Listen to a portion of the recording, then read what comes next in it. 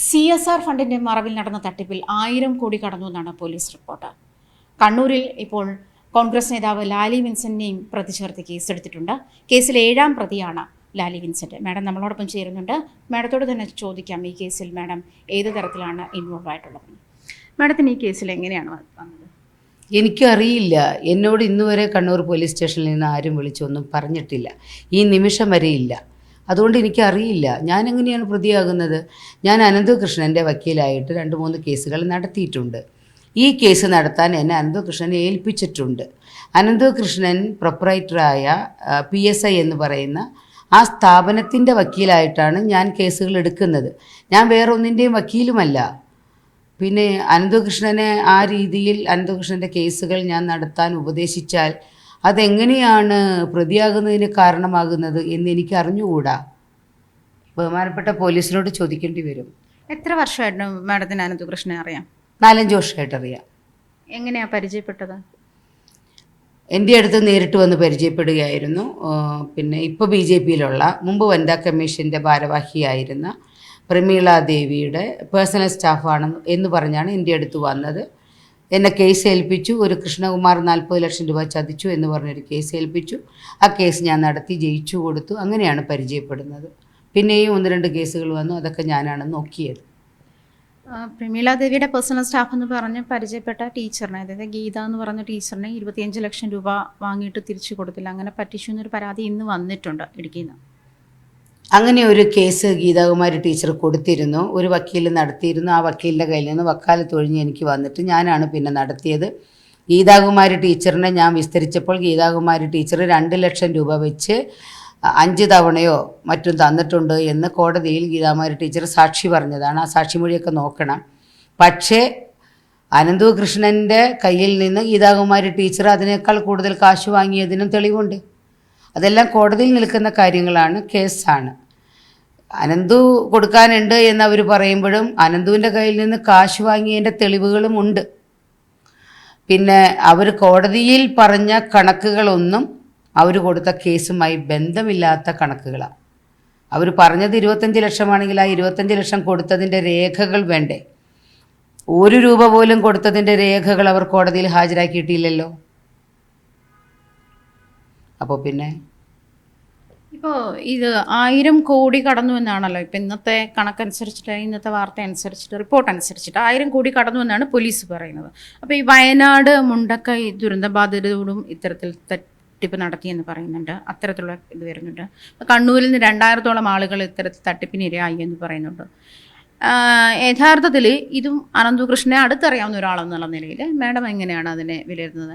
ഇത് തട്ടിപ്പ് നടന്നിട്ടുണ്ടോ? ഞാൻ തട്ടിപ്പ് എന്ന വാക്കിനെ നിഷേധിക്കും. കാരണം പോലീസും കോടതിയും അങ്ങനെ പറയാതെ ഒരാളെ അങ്ങനെ പറയാൻ പാടില്ല. ഞാൻ അനന്തുവിൻ്റെ വക്കീലായിരിക്കുമ്പോൾ ഞാൻ ഒട്ടും പറയില്ല.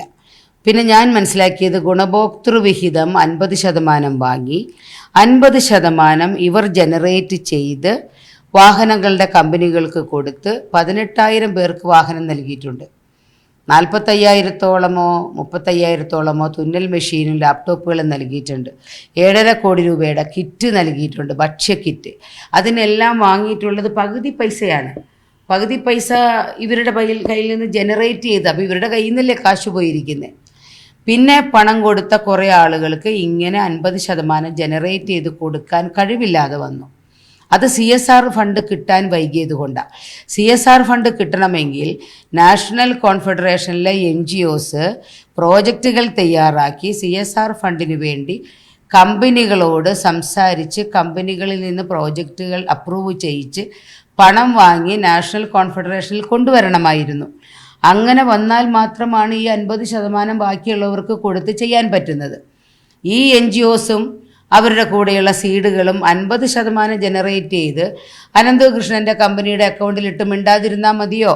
അവർ പോയി CSR ഫണ്ട് ജനറേറ്റ് ചെയ്യാനുള്ള മാർഗങ്ങൾ കണ്ടുപിടിച്ച് CSR ഫണ്ട് ജനറേറ്റ് ചെയ്ത് കൊണ്ടുവരണ്ടേ? ആനന്ദകുമാറിന് ഒറ്റയ്ക്ക് പറ്റില്ല, അനന്തകൃഷ്ണന് ഒറ്റയ്ക്ക് പറ്റില്ല. 75 NGOs CSR ഫണ്ട് ഉണ്ടാക്കുന്നതിന് വേണ്ടി എന്ത് പ്രോജക്റ്റാണ് ഉണ്ടാക്കി കമ്പനികൾക്ക് കൊടുത്ത് ഫണ്ട് സമാഹരണത്തിന് ശ്രമിച്ചത്? അവരത് ചെയ്യാതിരുന്നിട്ട് അവർ വഴി വന്ന 50% സംഖ്യ അനന്തകൃഷ്ണന് കൊടുത്തു. ഇനി അനന്തകൃഷ്ണൻ തരട്ടെ എന്ന് പറഞ്ഞാൽ ഇതെന്താ മായയാണോ ഇങ്ങനെയെല്ലാം സൃഷ്ടിക്കാനായിട്ട്? വളരെയധികം ആളുകൾ പരാതിക്കാരായത് ഈ NGOs മുഴുവൻ കൊണ്ടുവന്ന ആളുകളല്ലേ? അവരല്ലേ ഉത്തരം പറയേണ്ടത്? ഈ പണം കൊടുത്തവരോടെല്ലാം സീഡുകളല്ലേ അവരല്ലേ ഉത്തരം പറയേണ്ടത്? അവരെല്ലാം ഇങ്ങനെ പണം സ്വരൂപിക്കുമ്പോഴും അനന്തകൃഷ്ണൻ ഇത് ഒറ്റയ്ക്ക് ചെയ്യാൻ കഴിയുമോ? അനന്തകൃഷ്ണൻ എവിടെ നിന്നാണ് ബാക്കി പണം റെഗുലേറ്റ് ചെയ്യുക എന്നുള്ളത് അവരും കൂടെ ഉത്തരവാദപ്പെട്ട് അന്വേഷിക്കണ്ടേ? ഇത്രയും ക്രൈറ്റീരിയ ഉണ്ടായിരുന്ന സമയത്തും അതല്ലെങ്കിൽ ഇത്രയും അധികം ആളുകൾക്ക് 12,000 പേർക്കോളം വിഹിതം അതായത് അതിൻ്റെ പിന്നെ സ്കൂട്ടർ ഉൾപ്പെടെയുള്ള കാര്യങ്ങൾ നൽകിയെന്ന് മാഡം പറയുന്നു. അപ്പോൾ ഇത്രയും പരാതികൾ മുന്നോട്ട് വരുമ്പോൾ പക്ഷെ ഒരാൾ പോലും മുന്നോട്ട് വന്നിട്ടില്ല, ഞങ്ങൾ ഇതിൻ്റെ വിഹിതം അല്ലെങ്കിൽ ഗുണഭോക്തൃ വിഹിതം നൽകിയ ശേഷം ഇത് കൈപ്പറ്റിയ ആളുകളാണ് എന്ന് പറഞ്ഞ ഒരാൾ പോലും ഇതുവരെ മുന്നോട്ട് വന്നിട്ടില്ല. അതേസമയം പരാതികൾ കേരളത്തിൽ അങ്ങോളം ഇങ്ങോളം ഇപ്പം എറണാകുളത്തായാലും കണ്ണൂരായാലും ഇവിടെ വയനാട്ടിലായാലും ഇന്ന് വന്ന പരാതികളാണിത്. ഇതുപോലെ തന്നെ എറണാകുളത്തും കോട്ടയത്തും ഇടുക്കിയിലും ആലപ്പുഴയിലും ഒക്കെ നിരവധി പരാതികൾ നിലനിൽക്കും. പറവൂരിൽ തന്നെ 9 കോടിയുടെ തട്ടിപ്പെന്നാണ് കണക്കുകൾ വരുന്നത്. ഒരാൾ പോലും മുന്നോട്ട് വന്നിട്ടില്ല ഞങ്ങൾക്ക് ഇത് കിട്ടിയതാണ് അല്ലെ ഞങ്ങൾ ഇതിൻ്റെ നേട്ടം കൈവരിച്ച അല്ലെ കൈപ്പറ്റിയ ആളുകളാണ് എന്നുള്ള തരത്തിൽ ഒരാൾ പോലും ഇതുവരെ മുന്നോട്ട് വന്നിട്ടില്ല എന്നൊരു കാര്യം കൂടി ബാക്കിയാവുന്നുണ്ട്. മനുഷ്യ സ്വഭാവമല്ലേ? നേട്ടങ്ങൾ എടുക്കാൻ എല്ലാവരും ഉണ്ടാവും, കോട്ടങ്ങൾ വരുമ്പോൾ തള്ളിപ്പറയും. അത് മനുഷ്യ സ്വഭാവമല്ലേ? ബഹുമാനപ്പെട്ട പോലീസ് കേരളം മുഴുവൻ സത്യസന്ധമായി അന്വേഷിച്ചാൽ വലിയ ജീവകാരുണ്യ പ്രവർത്തനങ്ങളുടെ കഥ പുറത്തു വരും. ഈ പറഞ്ഞ എല്ലാ ആളുകൾക്കും സാമ്പത്തിക സൗകര്യം ലഭിച്ചിട്ടുണ്ട്. ആരാണ് ലഭിക്കാത്തവർ? സീഡ് ബിസിനസ് കൊടുക്കുമ്പോൾ ഫെസിലിറ്റേഷൻ ഫീസ് എന്നും പറഞ്ഞ് സീഡ് കാശ് വാങ്ങിക്കുന്നുണ്ടെന്ന് ഞാൻ ഇപ്പോൾ പഠിച്ചിട്ടുണ്ട്, മുമ്പ് എനിക്കറിയില്ലായിരുന്നു. NGOs കൊടുക്കുമ്പോഴും ഫെസിലിറ്റേഷൻ ഫീസ് എന്നും പറഞ്ഞ് NGOs വാങ്ങുന്നുണ്ട്. ഇങ്ങനെ 2000 പരാതികൾ വന്നിട്ടുണ്ടെങ്കിൽ ആ 2000 പരാതികൾക്ക് പരാതിക്കാർ NGOസിലും സീഡിലും കൊടുത്ത ഫെസിലിറ്റേഷൻ ഫീസ് എത്രയായിരിക്കും? അതെല്ലാം അവരല്ലേ കണക്ക് പറയേണ്ടത്. അവരിതെല്ലാം ശ്രദ്ധിച്ച് വാങ്ങി കൊടുക്കുമ്പോൾ ഈ 50% ജനറേറ്റ് ചെയ്യാൻ വേണ്ട പ്രോഗ്രാമുകളും പ്രോജക്റ്റുകളും ഉണ്ടാക്കേണ്ടത് അനന്തകൃഷ്ണൻ ഒറ്റയ്ക്കാണോ അതോ NGO കോൺഫെഡറേഷനിലെ NGOs എല്ലാവരും ചേർന്നാണോ?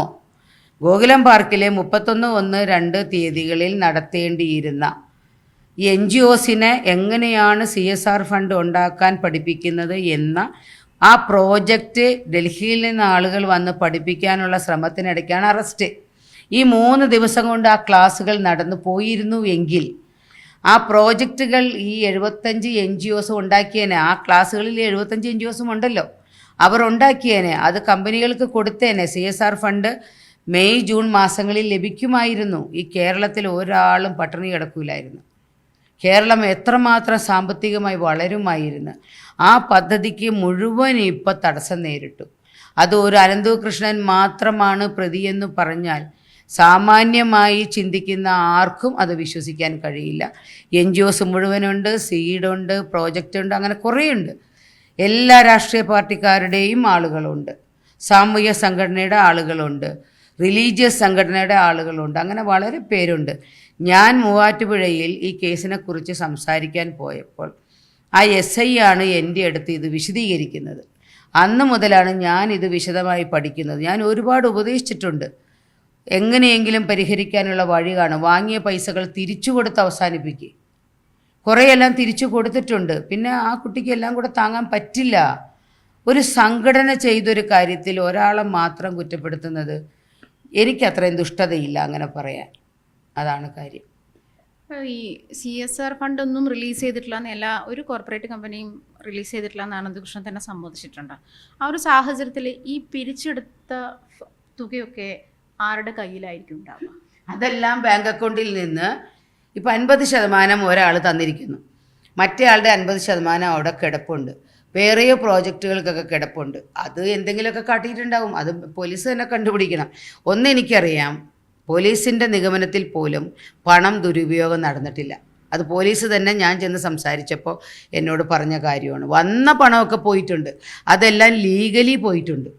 പക്ഷെ അനന്തകൃഷ്ണൻ്റെ പേരിൽ കോടികളുടെ ആസ്തി, അതായത് ഭൂമി വാങ്ങിക്കൂട്ടി എന്നുള്ള റിപ്പോർട്ടുകളും പോലീസ് പുറത്തുവിടുന്നുണ്ട്.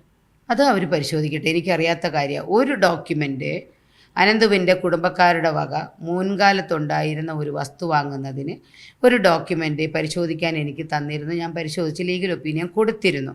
അത് ഈ പ്രോജക്റ്റുകൾക്കൊക്കെ വളരെ മുമ്പാണ്, ഇപ്പോഴൊന്നുമല്ല, വളരെ മുമ്പാണ്. അല്ലാതെ ഒന്നും എനിക്കറിയില്ല. ഞാൻ ഒന്നിൻ്റെയും കരാറും എഴുതിയിട്ടില്ല, തീറും എഴുതിയിട്ടില്ല, ഒന്നും ചെയ്തിട്ടില്ല. ഒരു കാര്യത്തിലൂടെ മാമിൻ്റെ ഭാഗത്തുനിന്ന് ക്ലാരിറ്റി വരുത്തേണ്ടത്, അതായത് ഈ അനന്തകൃഷ്ണൻ്റെ ഫ്ലാറ്റിൻ്റെ താക്കോല്, അത് കഴിഞ്ഞ ദിവസം ഒരുപാട് തവണ ചർച്ചയായ ഒരു കാര്യമാണ്. ഫ്ലാറ്റിൻ്റെ താക്കോല് മാമാണ് അവിടെ പരിശോധനയ്ക്ക് എത്തിയവർക്ക് എത്തിച്ചു കൊടുത്തത്, മാമിൻ്റെ ബന്ധുവാണ് എത്തിച്ചു കൊടുത്തത് എന്നാണ് പറയപ്പെടുന്നത്. അത് പറഞ്ഞയാൾക്ക് ശാപം കിട്ടും. കാരണം ഞാൻ ഈ സംഭവം നടക്കുമ്പോൾ മൂവാറ്റുപുഴയിൽ അറിയാം, എല്ലാവർക്കും അറിയാം, ഞാൻ മൂവാറ്റുപുഴയിലും ഗോകുലം പാർക്കിലും ഒക്കെ ഇരുന്ന് ഞാൻ വെളുപ്പിനാണ് ഇവിടെ എത്തുന്നത്. ഈ കുട്ടികൾ അതായത് സാധനങ്ങൾ മാറ്റിയതിനെക്കുറിച്ച് എനിക്ക് അറിവില്ല, ഞാൻ പിന്നീടാണ് മനസ്സിലാക്കുന്നത്. അതായത് അവരൊരു ഫ്ലാറ്റ് ഒഴിഞ്ഞിരുന്നു, അപ്പോൾ അതിലെ സാധനങ്ങൾ മറ്റേ ഫ്ലാറ്റിലേക്ക് വെക്കണമെന്ന് അവർക്ക് ജയിലിൽ ചെന്നപ്പോൾ, ജയിലിലല്ല പോലീസ് സ്റ്റേഷനിൽ ചെന്നപ്പോൾ അനന്തകൃഷ്ണൻ്റെ നിർദ്ദേശമുണ്ടായിരുന്നു. ഒരു രേഖകളും നഷ്ടപ്പെടാതെ പോലീസിന് കൊടുക്കേണ്ടതാണെന്നും, കാരണം ഇതെല്ലാം ലീഗൽ ചെയ്ത കാര്യങ്ങളായതുകൊണ്ട് തെളിവുകൾ കൊടുക്കേണ്ടതാണെന്നും നശിപ്പിക്കരുതെന്നും ഞാൻ അനന്തകൃഷ്ണന് ഉപദേശം കൊടുത്തിരുന്നു. അനന്തകൃഷ്ണൻ്റെ ഓഫീസിൽ ആരൊക്കെയോ ചെന്ന് ബഹളങ്ങൾ ഉണ്ടാക്കുകയും പ്രശ്നങ്ങൾ ഉണ്ടാക്കുകയും ചെയ്തപ്പോൾ സാധനങ്ങൾ നഷ്ടപ്പെടുമോ എന്ന് അവർ ഭയപ്പെട്ടിട്ടുണ്ടാകും. ഈ ഫ്ലാറ്റിൽ നിന്ന് അനന്തകൃഷ്ണൻ്റെ സ്റ്റാഫ് അത് മാറ്റിയെങ്കിൽ ഒരു കോടതിയിൽ നിന്നോ ഒരു പോലീസ് സ്റ്റേഷനിൽ നിന്നോ ഒരു നിരോധന ഉത്തരവ് ഉണ്ടായിരുന്നില്ല. ആ കുട്ടികളെ അവരുടെ മേലുദ്യോഗസ്ഥന്മാർ ആവശ്യപ്പെട്ടപ്പോൾ എല്ലാ സാധനങ്ങളും സേഫായി വയ്ക്കാൻ ആവശ്യപ്പെട്ടപ്പോൾ അവർ ചെയ്തിട്ടുണ്ടാകും. അതെല്ലാം അവർ പോലീസിന് ഹാജരാക്കിയല്ലോ. ഇന്നലെ പോലീസ് അതെല്ലാം ബന്ദോബസ്തിലെടുത്തല്ലോ, ഒന്നും നഷ്ടപ്പെട്ടിട്ടില്ലല്ലോ. അപ്പോൾ അത് എൻ്റെ അറിവിൽപ്പെട്ട കാര്യമല്ല. പിന്നെ താക്കോല് ഞാൻ ചോദിക്കട്ടെ, കെയർ ടേക്കറല്ലേ പറഞ്ഞത്, കെയർ ടേക്കറുടെ കയ്യിൽ താക്കോൽ ഉണ്ടാവൂലേ? ഞാൻ കൊടുത്തിട്ട് വേണം. കെയർ ടേക്കർ അല്ല അങ്ങനെ പറഞ്ഞോ എന്ന് എനിക്കറിയില്ല, പക്ഷേ എനിക്കും അറിയില്ല. കെയർ ടേക്കർ പറഞ്ഞോന്ന് എനിക്കും അറിയില്ല. ഒന്ന്, കെയർ ടേക്കർ അങ്ങനെ പറയാൻ പാടില്ല. ടേക്കർ പറഞ്ഞത് മാഡം അവിടെ വന്നു പോകാറുണ്ട്, അത്രയേ ഉള്ളൂ. ഞാൻ അവിടെ വന്നു പോകാറുണ്ട്, ശരിയാണ്. താക്കോല് ഞാൻ ബന്ധുവിൻ്റെ കയ്യിൽ കൊടുത്ത് അയക്കേണ്ട ആവശ്യം എന്താ? അവരുടെ താക്കോല് അവർ തന്നെ അവിടെ സൂക്ഷിക്കുകയോ കെയർ ടേക്കർക്ക് കൊടുക്കുകയോ ബിൽഡിംഗ് ഓണറുടെ കയ്യിൽ താക്കോൽ ഉണ്ടാവുകയോ വാടക കൊടുക്കുകയോ സെറ്റിൽ ചെയ്യുകയോ ഒക്കെ ചെയ്യേണ്ടത് അവരാണ്. ഞാൻ എൻ്റെ ബന്ധുവിൻ്റെ കയ്യിൽ താക്കോൽ കൊടുത്തയക്കേണ്ട ആവശ്യം എന്താ? ഞാൻ അതിൻ്റെ കസ്റ്റോഡിയൻ അല്ല. ഈ നിമിഷം വരെ ഒരു കെട്ടിടത്തിൻ്റെ അവരുടെ ഒരു താക്കോല് എൻ്റെ കണ്ണുകൊണ്ട് ഞാൻ കണ്ടിട്ടില്ല, കണ്ടിട്ട് പോലുമില്ല. പിന്നെ എങ്ങനെയാണ് ഞാൻ വെക്കുന്നത്? അത് പറഞ്ഞ ആൾക്ക് ശാപം. ഒരു കാര്യം കൂടി ചോദിക്കട്ടെ മാം, ഈ കേസിൽ പ്രതിയായത് ഇതിന് പിന്നിൽ രാഷ്ട്രീയ ഇടപെടലുകൾ ഉണ്ടെന്ന് തോന്നുന്നുണ്ടോ? ഉറപ്പായിട്ടുമുണ്ട്. കാരണം ഞാൻ അങ്ങനെ സംശയിക്കുന്നു. BJPയുടെ രാധാകൃഷ്ണൻ വളരെയധികം പ്രോജക്റ്റുകൾ ചെയ്ത് ജനസമ്മതി നേടിക്കൊണ്ടുവരുന്ന സമയമായിരുന്നു. എല്ലാ ഫ്ലെക്സുകളിലും ആനന്ദകുമാറിൻ്റെ മുഖം ചെറുത്, അനന്തുവിൻ്റെ മുഖം ചെറുത്, എല്ലാവരുടെയും മുഖം ചെറുത്, രാധാകൃഷ്ണൻ്റെ മുഖം മാത്രം ഭയങ്കര വലുത്. കേരളം മുഴുവൻ ഭയങ്കര പരസ്യമായിരുന്നു. അത് ചിലപ്പോൾ രാധാകൃഷ്ണനോട് അസൂയുള്ള ആളുകൾക്ക് നല്ല ദേഷ്യം വന്നിട്ടുണ്ടാകും. രാധാകൃഷ്ണൻ നല്ല പ്രോജക്റ്റുകൾ ചെയ്തിട്ടുണ്ടായിരുന്നു, കോടികളുടെ പ്രോജക്റ്റുകളാണ് ചെയ്തിട്ടുള്ളത്. സുതാര്യമായിരുന്നു, ലീഗലായിരുന്നു എന്ന് ഞാൻ മനസ്സിലാക്കിയിട്ടുണ്ട്. അവരുടെ എഗ്രിമെൻ്റ് ഞാനല്ല എഴുതിയത്. അതിന് ശേഷമാണ് അനന്തകൃഷ്ണൻ എന്നോട് ഈ പ്രോജക്റ്റുകളെക്കുറിച്ച് സംസാരിക്കുന്നതും ഞാൻ ലീഗൽ ഒപ്പീനിയൻ കൊടുക്കുന്നതും. രാധാകൃഷ്ണൻ്റെ എഗ്രിമെൻ്റ് എൻ്റേതല്ല, ഞാൻ എഴുതിയതല്ല. അല്ല, BJP നേതാവ് എൻ രാധാകൃഷ്ണനും ഇതേ വിമർശനം നേരിടുന്ന ആളാണ് നിലവിൽ. സത്യത്തിൽ അദ്ദേഹം നിരപരാധിയായിരിക്കും. കാരണം അദ്ദേഹത്തിനും ഇത്രയും പ്രോജക്റ്റുകൾ ചെയ്യുന്നതിന് CSR ഫണ്ട് കിട്ടാൻ വേണ്ടി അദ്ദേഹം ശ്രമിച്ചത് എവിടെയെങ്കിലുമൊക്കെ തടസ്സപ്പെട്ടിട്ടുണ്ടാകുമെന്നാണ് എനിക്ക് തോന്നുന്നത്. അദ്ദേഹം സത്യസന്ധമായി ചെയ്തയാളാണ്, ഒരു മാന്യനായ മനുഷ്യനാണ്. എനിക്ക് കോളേജിൽ പഠിക്കുന്ന കാലം മുതൽ അറിയാം. ഫൈനലി മാം അനന്തകൃഷ്ണൻ ലീഗൽ അഡ്വൈസർ മാത്രമാണ്, പരിചയക്കാരി മാത്രമാണ്. സത്യം അതാണ്. എന്നെ എന്തിനു പ്രതിയാക്കിയെന്ന് ഞാൻ ബഹുമാനപ്പെട്ട പോലീസിനോട് തന്നെ ചോദിച്ചു മനസ്സിലാക്കാം. അതാണ് ലാലി വിൻസെൻ്റ് മാം നമ്മളോട് പറയാനുള്ളത്. അതാണ് ലീഗൽ അഡ്വൈസറാണ്, ഇതിന് വേണ്ട നിയമോപദേശങ്ങൾ നൽകിയിരുന്നു. അനന്തകൃഷ്ണൻ തട്ടിപ്പ് നടത്തി എന്ന് വിശ്വസിക്കുന്നില്ല. നടന്നത് മിസ്മാനേജ്മെൻറ്റാണ്, അത് പോലീസ് കൃത്യമായി പരിശോധിക്കണമെന്ന് തന്നെയാണ് അവർ മുന്നോട്ട് വയ്ക്കുന്ന ആവശ്യം. ക്യാമറാമാൻ അഖിൽ ഓട്ടുപാറയ്ക്കൊപ്പം ആജ്ഞ രവീന്ദ്രൻ, ന്യൂസ് 18 കൊച്ചി.